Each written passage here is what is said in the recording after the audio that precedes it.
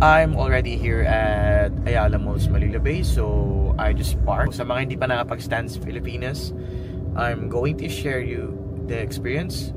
Expect me to capture and video some photos and videos with the other builds and other Toyota cars here.